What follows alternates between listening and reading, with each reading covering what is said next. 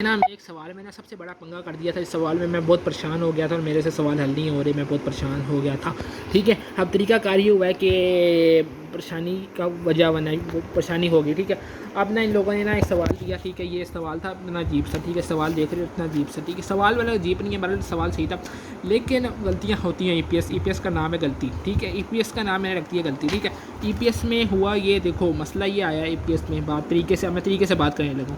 EPS में मसला ये आया कि ईपीएस का सवाल दिया इन लोगों ने कंटिन्यूइंग ऑपरेशंस ना कंटिन्यूइंग ऑपरेशंस क्या कहते हैं, और कंटिन्यूड ऑपरेशंस का लॉस और प्रॉफिट मुझे अलग अलग करके नहीं दिया। उन लोगों ने ये नहीं बताया कि प्रॉफिट कंटिन्यूड ऑपरेशंस का कितना है और डिसकंटिन्यूड का ऑपरेशंस का कितना है। ये उन लोगों ने नहीं बताया मुझे, मेरे को लगी परेशानी। मैंने क्या किया, मैंने 120 था, लोगों ने 120 ये जो पी है ना, इसके अंदर डिसकंटिन्यूड का जो लॉस है 20 मिलियन वो शामिल है। ठीक है, अब मैंने बगैरती की हुई है सवाल के अंदर, सीरीज थी। ठीक है, लंबा बच्चे को बहुत डेप्थ में घुसाया हुआ है। ठीक है, मैं बता रहा हूँ। अब ये 20 मिलियन अंदर घुसाया हुआ है, बस आपको इसको ट्रीटमेंट किस तरीके से करना है मैं जल्दी जल्दी बता रहा हूँ। ठीक है, 120 है, आप मतलब 20 से मिलियन लॉस इसके अंदर घुसा हुआ है 120 मिलियन के अंदर। तो मैंने बोला ये 140 होगा, 20 मिलियन का लॉस घुसाया हुआ है, तो मतलब नेट कर 120 आ रहा है। और प्रॉफिट बिफोर भी बताया, बिफोर टैक्स बताया। हालात देखो, मतलब कितना घुमाया हुआ है बच्चे को, देखो घुमाया गया प्रॉफिट बिफोर टैक्स।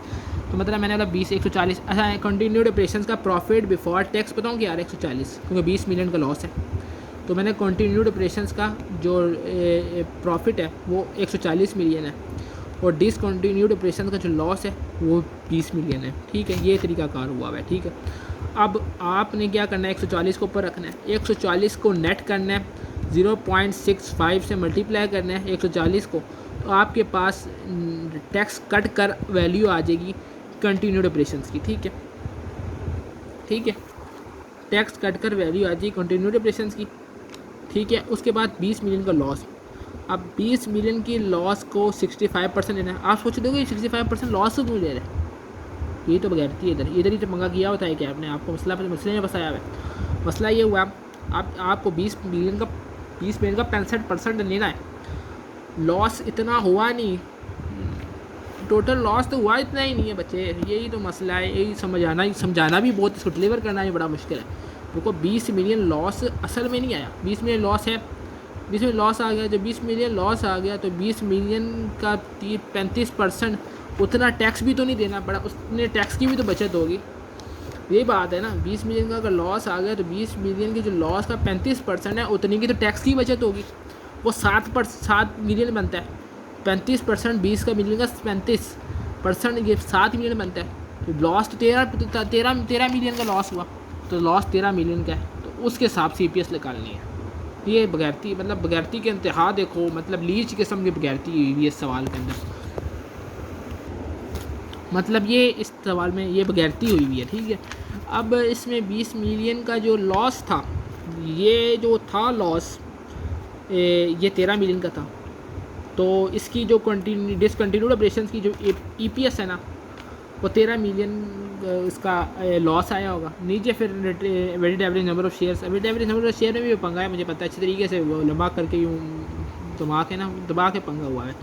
तो अगर आप बेसिक EPS निकाल रहे हो, weighted average number of shares discontinuing operation की, तो आपने क्या करना है, 13 मिलियन रखना है, क्योंकि 7 मिलियन तो आपको लॉस हुआ ही ना, टैक्स उतने में बच गया, 7 मिलियन का टैक्स बच गया, 7 मिलियन का तो टैक्स बढ़ गया। अगर प्रॉफिट डाउन हुआ तो 7 मिलियन का टैक्स बच गया, ये बगैर थी। ठीक है, 13 मिलियन का loss divided by weighted average number of shares. ठीक है, 49 मेरे आए थे, वो सही आ गए थे। ठीक है, पर वो आपका आंसर इस तरीके से क्लियर कट हो गया, आंसर बिल्कुल प्यारे तरीके से आ गया। ठीक है, तो ये आपके साथ हो गया सवाल में। ठीक है, तो 20 मिलियन का ये आपको बचत होगी। अब सवाल के अंदर ये अब डिसकंटिन्यूड ऑपरेशन का 140 था, 140 का 65% लिया, डिवाइड किया, वेटेड एवरेज नंबर बेसिक आ गई। ठीक है, बेसिक का मसला नहीं हुआ, मसला इधर पंगा किया हुआ था, 20 इसमें घुसाया हुआ था, प्रॉफिट बिफोर टैक्स दिया हुआ था 65 भी। तो तरीके कार से हैंडल करना होगा सवाल को। ठीक है, इधर ऐसे और फंसाएगा, पेपर में फंसाना हो इधर फंसा देगा, क्या बोलेगा, फला इतना % प्रॉफिट है, इतना % उसका है, इतना परसेंट उसका है और इतना परसेंट लॉस मिला है। बहुत पकाया का मैं एग्जांपल कैसे दूँ, मेरे को पता भी कुछ नहीं ज़्यादा, ठीक है। अब वही सवाल है रेट्रोस्पेक्टिव तरीके से, ठीक है। अब ना आपको इधर ना एक डाइल्यूट पीएस की बात बता देता हूँ।